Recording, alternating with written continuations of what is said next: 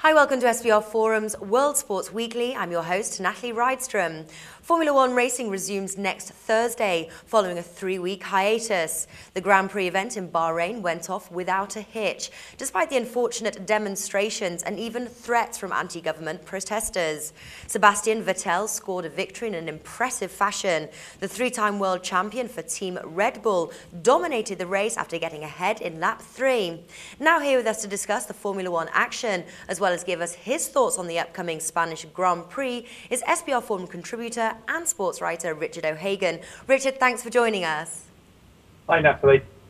So Sebastian Vettel certainly has the hot hand, or in this case, foot, headed into the Spanish Grand Prix next weekend. Bet365 have him priced at 2-1 to win outright. Now, is this a good price, or is he being overvalued for his victory in Bahrain? No, that's a very, very good price indeed for Vettel. He's normally around about something like 6-4 by now. So that's a good price. He's definitely the leading contender in this competition now. And I think you should really look to get your money on him if you think he is the man for you in this race. Okay, now before we move off Vettel, I'd like to get your thoughts on the spat between he and Mark Webber. What do you make of the speculation that one of these drivers may run the other off the track in the Circuit de Catalunya? Could this really happen? It certainly could happen. It's happened before. It's happened this season with the Force India cars, where Adrian Sutil took Paul Di Resta off the track. The problem is that with Red Bull, they've got a lot to race for, a lot to compete for.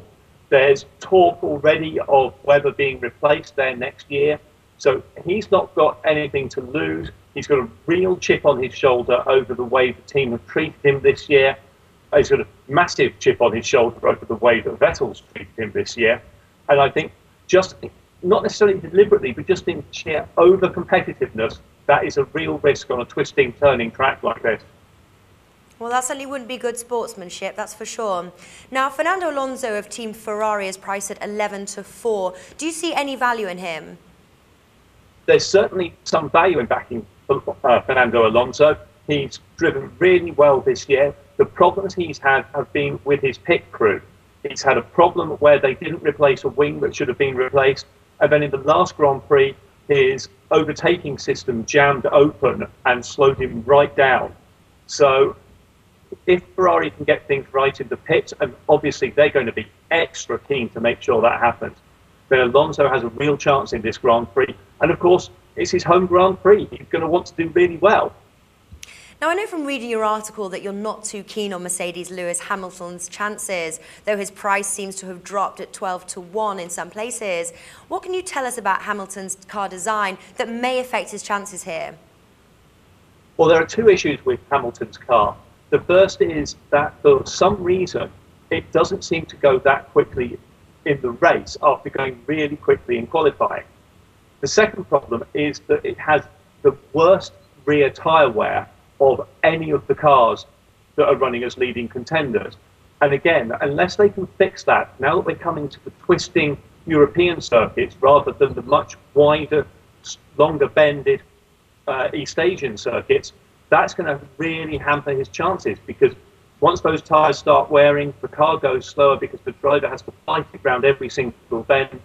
And if that hasn't been sorted out in the 3 weeks they've had off, I don't see this being a good race for Hamilton. Okay, and do you think that they've managed to fix these problems? Nobody really knows. Until they get out there on Thursday next week and start practicing, we're not going to know if they've actually solved that problem. And to some extent, you're not going to know it until the race itself. It's only when they start having to do 15, 20 laps on these tyres that you can see the degradation in them and the extent to which one car has an advantage over another.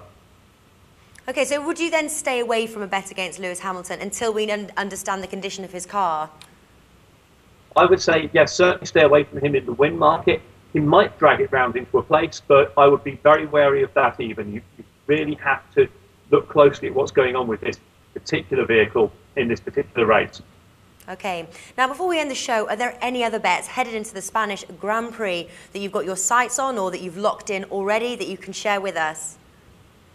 My two favourite bets in any Grand Prix are always, first of all, the podium place, where you're basically picking a driver to finish in one of the top 3 places. It's effectively an each-way bet.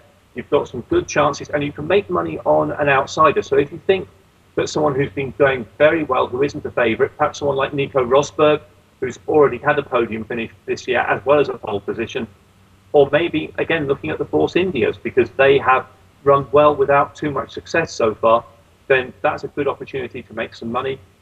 The other one is always the first car to retire, and you've got a little bit more of a chance predicting it now we're getting to these tighter tracks, because normally you'd look at the rookie drivers as being the ones to go, and they've done well so far. They've all stayed on the track throughout all the races so far, but now they've got to compete on a much narrower, much more turning circuit, and I think you might want to look at someone like Max Chilton or Guido van der Garde, who will be starting from the back of the grid, but who want to make names for themselves by moving up that grid. They could be your best bet, and you should get something around about 10 to 1 on those guys. Okay, Richard, thanks for your time and thanks for joining us. You're welcome.